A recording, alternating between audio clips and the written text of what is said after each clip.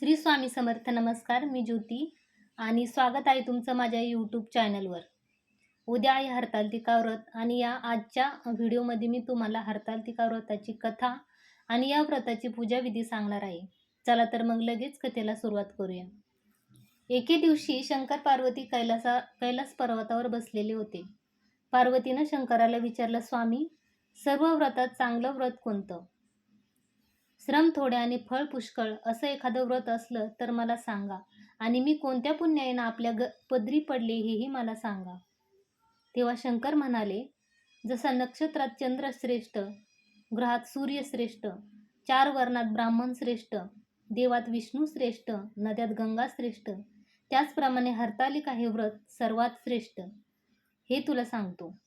तेच तू पूर्वजन्मी हिमालय पर्वतावर केलंस आणि त्याच पुण्यानं तू मला प्राप्त झालीस. ते ऐक. हे व्रत भाद्रपद महिन्यातला पहिल्या तृतीयेला करावं. तू लहानपणी मी तुला प्राप्त व्हावे म्हणून मोठं तप केलंस. 64 वर्ष तर झाडाची पिकलेली पाने खाऊन होतीस. थंडी, पाऊस, ऊन ही तिन्ही दुःख सहन केलीस. हे तुझे श्रम पाहून तुझ्या वडिलांना फार दुःखी आणि अशी कन्या कोणास द्यावी अशी त्यांना चिंता पडली. इतक्यात तिथं नारद मुनी आले. हिमालयाने त्यांची पूजा व येण्याचं कारण विचारलं.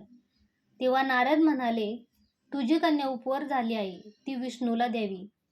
ती तिच्या योग्य नवरा आहे. त्यांनीच मला तुझकडे मागणी करण्यास पाठवलं आहे, म्हणून मी इथं आलो आहे.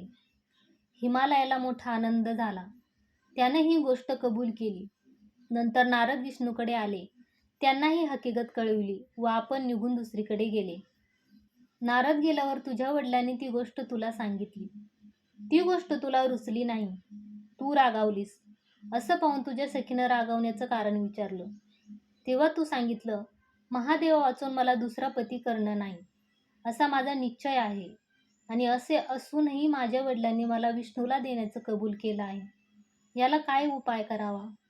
आणि मग तुझ्या सखीनं एका घोर अरण्यात तुला नेलं. तिथं गेल्यावर एक नदी दृष्टीस पडली. जवळच एक गुहा आढळली. त्या गुहेत जाऊन तू उपवास केलास. तिथं माझी लिंग पार्वती स्थापलीस. त्याची पूजा केलीस. तो दिवस भाद्रपद शुद्ध तृतीयेचा होता. रात्री जागरण केलंस. त्या पुण्यानं इथलं माझं आसन हल्लं. नंतर मी तिथं आलो. तुला दर्शन दिलं आणि वर मागण्यास सांगितलं. तू म्हणालीस, तुम्ही माझे पती व्हावं याशिवाय दुसरी इच्छा नाही. नंतर ती गोष्ट मी मान्य केली व गुप्त झालो.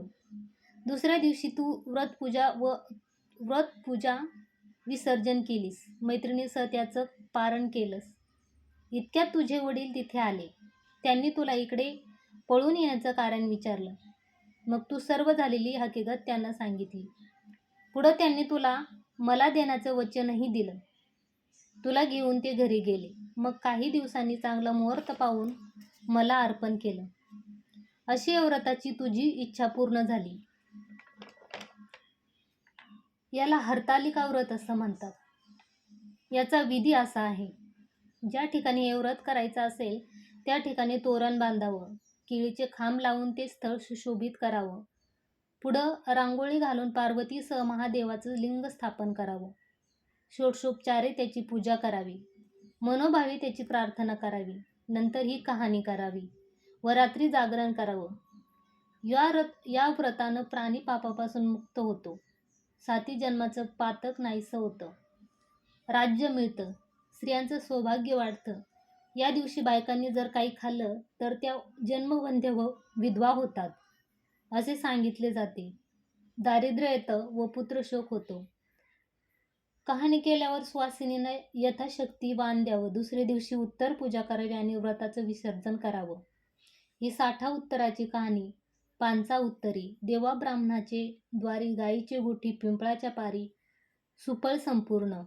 मैत्रिणींनो, कहाणी कशी वाटली? आवडल्यास व्हिडिओला लाईक करा, चॅनलला सबस्क्राईब करा. श्री स्वामी समर्थ.